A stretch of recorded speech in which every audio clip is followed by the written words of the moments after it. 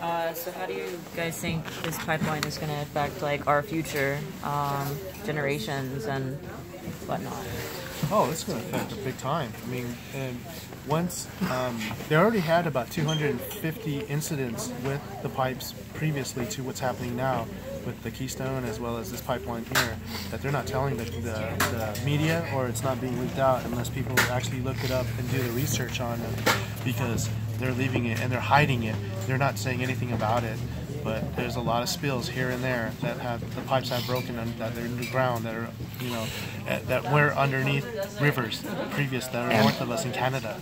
So they're not telling anybody about it. And with this difference of range of temperature between summer and winter, the plastic thing of the pipeline, well, actually, can crack something. Yeah, they use a metal pipe, but still, you know, that metal can only handle so much with the pressure of the ground being, you know, frozen and then thawing out in the ice and the, you know, back and forth, the fluctuation of it. It can handle at some point, but you know, it's only a thin wall of like maybe 1/8 of an inch or so, and so, you know, still it's supposed to be strong, but you know, it can crack and you can have stress cracks in time. Okay. And they say that, you know, it's perfectly fine. And you told me it was just 10 feet under the river. Exactly. So it's really close to the bed of the river. Yes, exactly. It's only 10 feet below the river. It's going underneath Missouri, and it's going to go down across, and it's going to go all the way down to the where it ends is at St. Louis, Missouri. And we know that one drop of oil can contaminate can contaminate like 1 mile of water. Yeah, a lot of the nations that are here and a lot of the people that live on this reservation. See, before it was going to go through Bismarck. The pipeline was going to go through Bismarck, and they rerouted it because they suited it. It's not suitable to go through under Bismarck, but rather come through the reservation here of Standing Rock. Whereas the people of Standing Rock, the Lakota Sioux and the Dakota, that they would not care, they would not give them any difficulties whatsoever, that they would just like stand by and let this happen to them. No, these people are strong people, you know. They're a family. They're just like any other Native nation. They fight for what they believe in and for the future of the 7 nations. We're in the 7th nation now, and we're trying to make a way for the next 7 generations that are going to come. So when we're doing this, I mean, it makes no sense. You know, they're going to put it through Bismarck, but then they reroute it and put it through the Native Nation and saying that, you know, we won't care. Then they don't care about us because this whole area is all segregated between white and Native, non-Natives and non-Natives. And it's really racist up here. I didn't even know it until, like, you know, my brother told me and he gave me a heads up about that. But I didn't think it was true, but it actually is. There's a lot of racism here between white people and Native people. They have a lot of hatred here. It's really backwards compared to all the rest of the country where everybody knows and loves everyone. But the fact that this kind of support has been from all over the world is going to make less racism, because the native people can see that they have been helped by white people now. Yes, exactly. Yeah. And so, you know, like, but then, you know, that's the way it is here. That people never really knew what it was like here in North Dakota and South Dakota, how the segregation is here between natives and non-natives. Yeah, I didn't even know. So when it comes to it, with the world knowing and watching what's going on here, it's making a big impact on this whole culture and the whole community. Yeah. And so now we have 2 different stories about the fact that they are drilling or they are not drilling the DAPL. So how can we know the truth? Are they drilling? Are they not drilling? What is your the drilling take on that? Oh, you know, I know they are drilling. So you know they are drilling? Yeah, you can hear it at night. You can hear that sound. When I first got here, I heard that sound, but when it stopped after they started to make, you know, people go up to the bridge and try to fight against get their attention to take away from the bridge what's going on with the drilling. But some people say that the machinery is turning on because of the frost, and they have to let it turning on. Yeah, that's just an exclusive way of saying. It's an excuse? Yeah, it's an exclusive way of saying, like, you know, they're not drilling, but we are drilling, and we're doing it behind your back. They're getting fined $5,000 each day for drilling. That's nothing. That's pennies to them. Where they got billions of dollars that's already. nothing. Yeah, they got billions of Only dollars. 5,000 per day? Yeah. Is it 50? I know it's 5,000. Well, it's the same. It's still the same. 55. You know, changed. yeah, it's nothing. They can lose that in a day. That's no big deal. But what they lose in the days that they don't drill, that's the impact on them. And that's what we're doing here. We're trying to make that impact. So we don't want them to make that drill going across and that pipe to come underneath the river. So now, who is checking the evidence of that they are drilling? For example, I'm not supposed to say, but you know, at night because we need proof to. Well, at night we have drones going over. Yeah. You know, actual drones, big drones by the military, by the CIA, FBI, surveying what's going on. We hear them in the night when we're doing our night shift. We hear them go over as we're sitting there standing. You can hear like planes going over, like a glider. Yeah, you can hear them going over. So there are drones from the CIA. And the FBI watching what's going on. But they're watching here the protester, or they're watching them. They're watching them. Oh, they're watching them. What they're doing. So you mean that the CIA is also helping the protester to? I think they're observing and watching what they're doing. Yes. But you know, I don't know the full detail of that. But you know, that's one of those things that, you know, we hear from our several colleagues when we're standing out there. It's like, yeah, because they read up on everything that's going on. I'm kind of out of the blue when it comes to what's going on in the media with Facebook and everything, because I haven't touched much with Facebook because they jam everything that's in the campsite. So when you're trying to get onto Facebook, it doesn't let you get on. Or you try to make a phone call, only certain spots will let you get a phone call out here and there. Like I was sitting by the Sacred Fire and I got a phone call and I couldn't believe it. My brother was calling me at Sacred Fire, and I was like, wow. But instead of going on Facebook Hill or Media Hill, you know, you can go some certain spots and you can get like a hit and miss here and spot here and there with media. And if they drill, it can jeopardize the whole project for them, because there is something I don't understand. Yesterday we met David. Archibald. The chairman. The chairman. The governor. Yeah.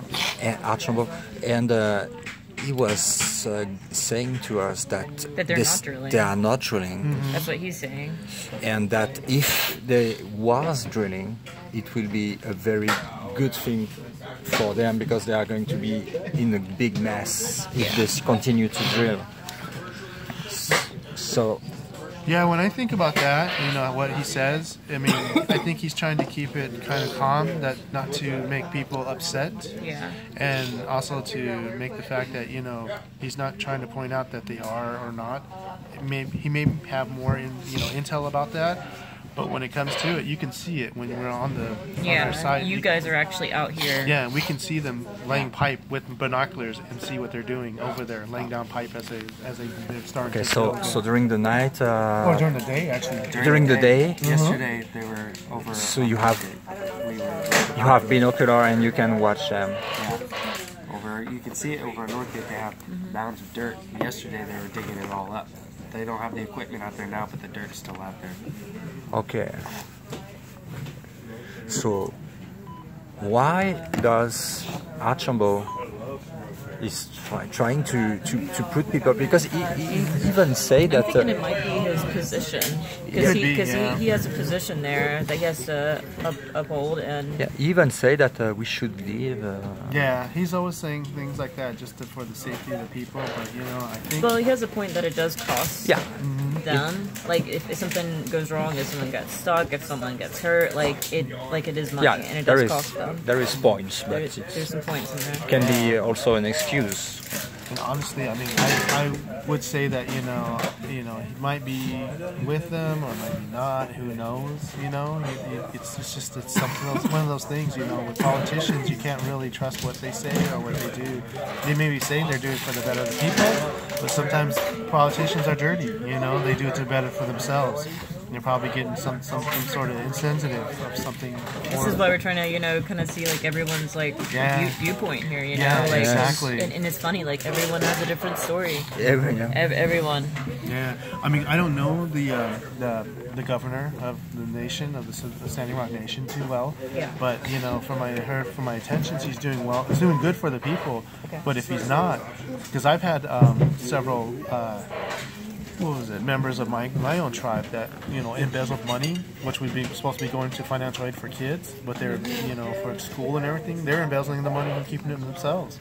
And we also lost, you know, a governor for doing something wrong as well that was impeached. So, you know, not everybody's perfect, but he might be doing something good. I don't know too sure, and I can't say that he is being, you know, like, in some sort of game with the oil company, saying that, you know, if I do this, then the people would know, you know, they would know, and I'm doing this for, you know, for myself, for my future. To keep his job and everything too, you know. So what's next? Because we have how many people here in the camp? 2,000. I think about 2,000-3,000. So if they are continue to drill here, what is going to stop them? Because there is nobody anymore on the front line. Everybody is freezing. That's the other thing too. I have to, you know, go to these meetings again because I've been missing out on what's going on. They have secret meetings, and they with the security as well as with my superiors to know exactly what's going on with the elders and to know what their plan is. Last time I checked, it was about a week ago. They just wanted to keep everybody safe because they try to force an evacuation, and they try to put a post on the walkie-talkie saying everybody go to the dome because they're going to evacuate. They're going to come in. We're trying to get people evacuated out of here, which was all lies. So they're just trying to get all the elders in the middle and the children, the women, so then to make a scare. And so psychological warfare. So do you know how to meet the elders here? Do you think we can talk with them? I believe so. I mean, I have to find out exactly what's going on because we were leaving the casino. I was just talking to one of the men that talked with the elders personally that knows about, you know, what they're doing. So if we go to the 7 teepees of the elders, we can go and talk to them one by one if you want to. If they're there, just to know their point of view and of course, their intel, what they have. Because the thing is that if there is any way to give the evidence that there is always still an issue with the drilling, we need to make it known by everybody to have a continuous support from everybody to come here and send money and supplies. People don't know what's going on. Some people think this is a victory. Yeah, they think this is a problem because it's a problem because they in Europe, for example, they say, oh, okay, that's finished, that's over, it's a victory. No, it's not yet. It's far from that. Exactly. Can you say to the public? Oh, wait. Hold on. What's that? It's far from over. Right. What do you guys think about it? It's far from over. Yep, it is far from over. It's not done yet because there's a lot of things that need to be placed back where it was originally, like like all the elder artifacts, bones, and the burial sites and everything. They need to be put back first. Oh, and you were talking to me about it the other day, about the spiritual worlds and everything. Yes. And can you explain that, like? Because you're, you know, native and you understand like that kind of stuff.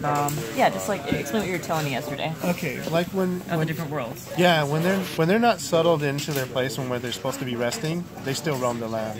And still, like, you know, there's all that right behind us on the other side of the river. It's all burial and it's all ritual, ceremonial sites. Mm-hmm. No matter where anybody is sitting, they got their camp set up. They're on a ritual site. So when the elders say, when you're staying here, respect the land, respect everything around you, because you're on a ritual, you know, like a ritual land that means a lot, and it has a lot of strong medicine.